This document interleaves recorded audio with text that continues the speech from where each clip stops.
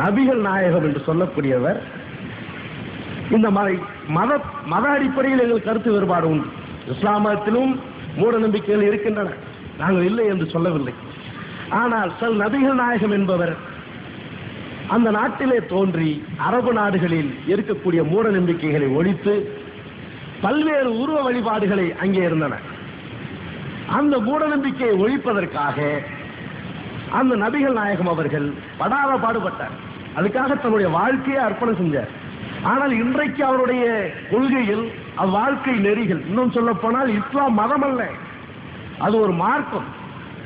இஸ்லாம் மதத்தில் இருக்கக்கூடிய கொள்கையின் நெறிப்படி ஒரு மனிதன் வாழ்வானையானால் மிக உயர்ந்த நிலைக்கு வரலாம். அதில் சில மூட நம்பிக்கைகள் இருப்பதை நாங்கள் சுட்டி காட்டுகிறோம். ஆனால் அதே நேரத்தில் அந்த நபிகள் நாயகத்தை இங்கே பேசிய ஒரு விருந்தாளிக்கு பிறந்த பையன் சொல்லி இருக்கிறான், காம வெறியரா, நபிகள் காம வெறியரா? எங்கேயாவது ஒரு புராணத்துல காட்ட முடியுமா? உன்னால உன் கடவுள் யோசிக்கிறேன்னு ஒவ்வொன்னா விடுறேன். நான் அடுத்து விட போறேன். நீ நபிகள் நாயகத்தை எங்கேயாவது ஒரு இடத்துல தவறாக நடந்து கொண்டார் நிரூபிக்க முடியுமா உன்னால? குர்ஆன் படித்தவங்க நாங்க, எங்களுக்கு தெரியும், பைபிளை படித்தவர்கள். காமவெறியன் சொல்றிய, காமவெறியில பல ரகரகமா 64 கலையும் கட்டவனடா நீங்க. தயவுசெய்து நினைச்சு பாருங்க, இந்த பிள்ளையார்னு ஒரு கடவுள், இது பதில் சொல்லி இல்லைன்னா விநாயகர் புராணம் அதுல என்ன எழுதியிருக்கிறான்? பிள்ளையாரு சாமியை பாருங்க, எவ்வளவு யோக்கியமான சாமின்னு, அழகான சாமி. அதுக்கு தலை, அதுக்கு தொப்பை, அதுக்கு ஒரு தும்பிக்கை. எவனாவது அர்த்தமுள்ள இந்து மதத்தை சேர்ந்தவனுக்கு பிள்ளையார் மாதிரி புள்ள பிறகுன்னு வைங்க, நைட்டா கொண்டு புதைச்சிருவான். ஆமா, இதை வச்சுக்கிட்டு எவன்டா வம்பு வலிக்கிறது? நீ பேசுற அந்த பிள்ளையார் பேர்ல அந்த நாட்டுல கணேஷ் பீடின்னு விற்கிறானே, நீ அர்த்தமுள்ள இந்து மதத்தை சேர்ந்தனா முதல் கணேஷ் பீடி ஃபேக்டரியில போய் போராட்டம் நடத்துறான். கணேஷ் பீடி, விநாயகர் சுருட்டு, விநாயகர் சுருட்டை வாங்கி தொப்பையில கடிக்கிறான். நம்மால் சாமிக்கு கொடுக்குற மரியாதை.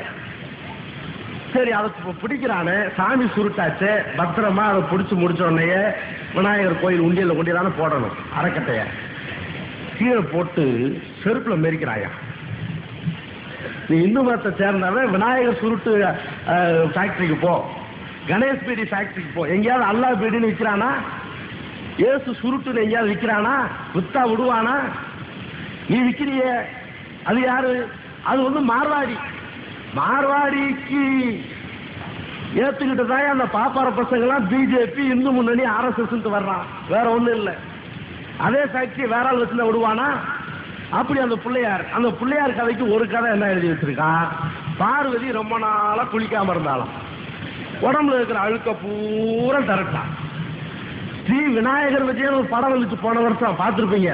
அதுலயே காட்டுறான், சினிமாவிலேயே பாப்பா எடுத்த படம். அவன் எல்லா அழுக்கையும் திரட்டி இவ்வளவு பெரிய உருண்டை திரட்டினாலாம். எவ்வளவு நாளா குளிக்காம இருந்தாலும் கப் அடிச்சிருக்காது, திரட்டி அதுக்கு உயிர் உண்டாக்குறான். அதுக்கு உயிர் உண்டாக்கி அப்ப எல்லாம் லெட்டின் பாத்ரூம்லாம் கிடையாது, அந்த குளத்துக்கு வெளியே நிக்க வச்சுட்டு, நீ என் குழந்தை யாரும் உள்ள விடாம பார்த்துக்க சொல்லி ஆத்துல குளிக்க போறான். அப்ப சிவபெருமா வேகமா வர்றான். அவனுக்கு மூடு. வேகமா வந்தோடனே இது தடுக்குது. யாரா நீன்னு கேட்கிறான். நான் பார்வதியினுடைய பிள்ளைன்றான். எனக்கு தெரியாம பிள்ளை யாரா அப்படின்னா, அதான் பிள்ளையார். யார் பிள்ளை? பிள்ளையார். உடனே டக்குன்னு தலையை வெட்டினா உள்ள போயிட்டான். உள்ள போய் அவங்க ஜலக்கரீடை பண்ணிட்டு வெளியே வரும்போது கேட்டா, எங்க ஒருத்தர் வாட்ச்மேன் மாதிரி ஒருத்தர் உட்கார வச்சுருந்தேன் என் பிள்ளை அப்படின்னு கேட்கிறான். அவனை நான் வெட்டி கொன்று விட்டேன் தேவி அப்படின்னு சொல்றான். அப்படியா? ஐயோ, என் மகனை கொன்று விட்டீர்களா அப்படின்னு அவன் கேட்கிறான்.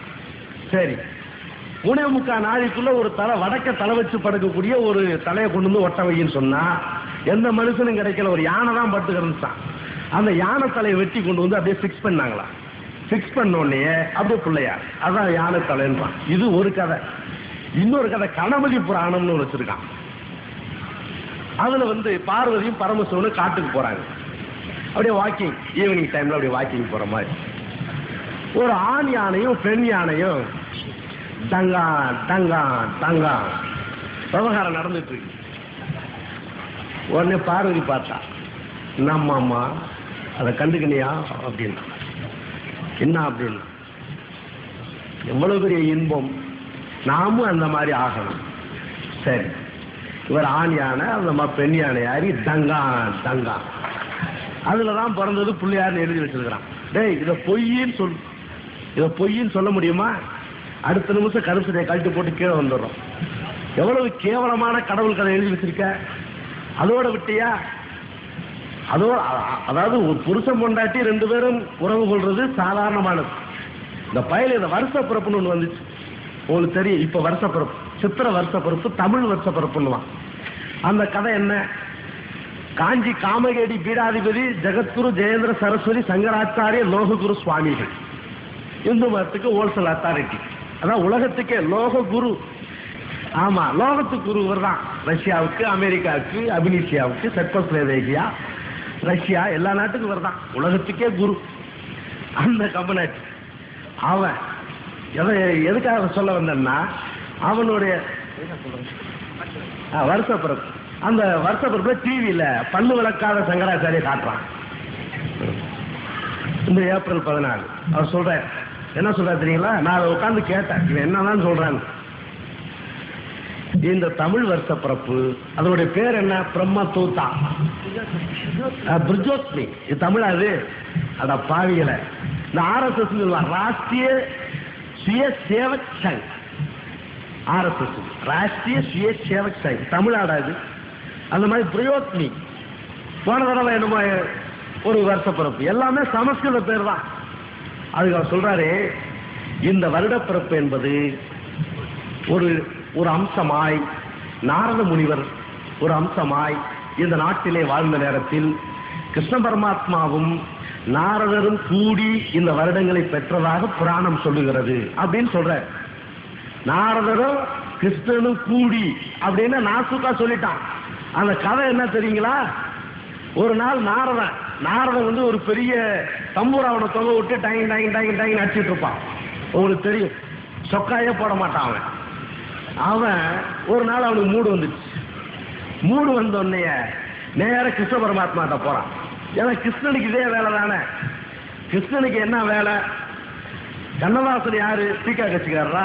அவரே எழுதினாரு, கங்கை கரை தோட்டம் கன்னி பெண்கள் கூட்டம் கண்ணன் நடுவினிலே, ஓ கண்ணன் நடுவினிலே. கங்கை கரை தோட்டமா, கன்னி பெண்கள் கூட்டமா, இந்த கமநாட்டி நடுவுலையா? என்னடா பண்ணிட்டு இருக்காங்க பொறிக்கு பையா? யாரா காமவெறிய? இதே வேலையா இருந்தாங்க. அவன்கிட்ட போய் இவன் கேட்கறான், யாரு? நாரதன் போய், சுவாமி எனக்கு இன்னைக்கு மூடு வந்துடுத்து அப்படின்னா, அதுக்கு நான் என்ன பண்றது அப்படின்னா, ஏதாவது ஒன்று செட்டப் பண்ணி கொடுங்க. கடவுளே மாமாவளை சேர்த்து சொல்லி அதோட விட்டா. நாரதனை மட்டுமா பார்த்தான்? இவன் பொம்பளையா மாறி சிவன் கிட்ட உதற மாட்டிக்கிட்டான். அது உங்களுக்கு தெரியணும், ரொம்ப முக்கியம். அதான் அந்த சாமியே பாருங்க, என்னமோ அவர் என்னமோ எக்மோர் ஸ்டேஷன் போற மாதிரியும் இவன் புதுப்பேட்டையில இருந்துகிட்டு கூப்பிடுறான், ஏன்டா செவுட்டு சாமியா? அது எப்படி வந்துச்சு அந்த கதை?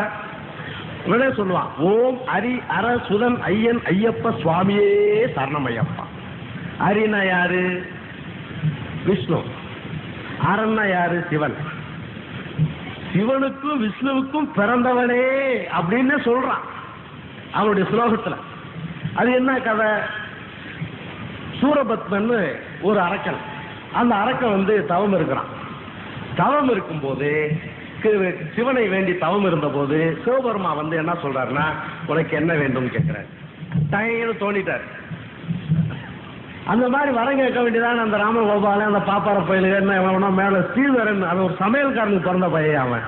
ஸ்ரீதரன் ஒருத்தன் பாப்பார பையன், அவன் ராஸ்கல். இந்த எலெக்ஷன் முடியட்டும் எல்லாம் நாங்கள் ஒரு வழி பண்ணிக்கிறோம். இந்த எலெக்ஷன் முடியட்டும் தாண்டா பார்த்துக்கிட்டு இருக்கிறோம்.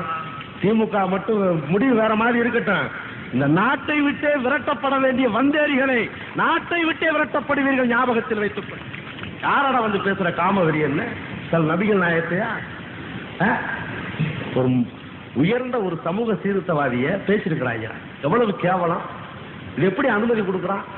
நாங்க ஆதாரத்தோட பேசுறோமே, இந்த ஆதாரத்தை யாரும் இல்லைன்னு சொல்லு. அந்த சூரபத்மன் வந்து இவர் கேட்ட உடனே அவன் பாருங்க எவ்வளவு புத்திசாலி. நான் யார் தலையில் கை வைத்தாலும் அவன் தலை வெடித்து விட கடவுது என்று எனக்கு வரம் தர வேண்டும் சுவாமி. தந்தேன் பக்தா அப்படின்ட்டான். யோசிக்கவே இல்லை, என் தலையை தவறேன்னு கூட சொல்லல. அவ்வளவு புத்திசாலி இந்த கடவுள். சரின்னு சுவாமி அப்படின்னா என்னன்னா, நீங்கள் தந்த வரத்தை பரிசித்து பார்ப்பதற்காக உங்கள் தலையில் நான் கை வைக்கிறேன். அதான் வரம் கொடுத்தவன் தலையிலே கை வச்சான் நம்ம இன்னைக்கு சொல்லுவான் பாருங்க. அதான் உடனே என்ன பண்ணார், ஓடுற யாரு சிவபெருமா இவனுக்கு பயந்துகிட்டு ஓடுற. அவன் துரத்துறான். ஓடி ஓடி போயிட்டு இருக்கும் போதே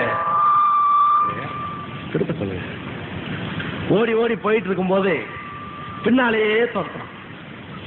ஒரு இடத்துல போன உடனே மச்சான் யாரு சிவபெருமா மச்சி அப்படின்னா, அதாவது அது சமஸ்கிருதம் மைத்துனரே அப்படின்னு போட்டிருக்கான். மச்சி அப்படின்னு உடனே டைம் அவர் மச்சான் யாரு நம்ம ஆளு கிருஷ்ண பரமாத்மா. என்ன மச்சின்னா பின்னால பேஜார் பண்ணிக்கிறான் ஒருத்தன் அப்படின்னா. அப்படியா நீ கம்னு ஒத்திக்கண்ணா நான் பாத்துக்கிறேன். என்னன்னா நான் பாத்துக்கிறேன் அப்படின்னா உடனே என்ன பண்ண டைம் அப்படியே ஒரு பொம்பளை ரூபம் மோகினி அவதாரம் எடுக்கிறான். மோகினி அவதாரம் நம்மால எப்பவுமே எல்லா அகநானூறு புறநானூறு எட்டுத்தொகை கலித்தொகை சங்ககால இலக்கியங்கள் அவையெல்லாம் பேசுவான். இந்த மோகினி அவதாரத்தை பார்த்தோன்னே டவுசர் அவுத்துக்கு பின்னாலேயே போயிடுவான். நம்மாட்ட இருக்கிற வீக்னஸே அதுதான். அது புராண காலத்துல இருந்திருக்கு. உடனே மோகினி ரூபம் நம்ம டிஸ்கோ சாந்தி மாதிரி எழுத தயங்கி நிற்கிறார். நின்ன உடனே வந்தாம்பார் நம்மால் சூரபத்மன் அப்படியே நின்றுட்டான். பாவாய் மிக அழகாக இருக்கிறாயே, நீ யார், உன்னோடு நான் சம்போகிக்க வேண்டுமே. போனோடனே விவகாரம் தான்.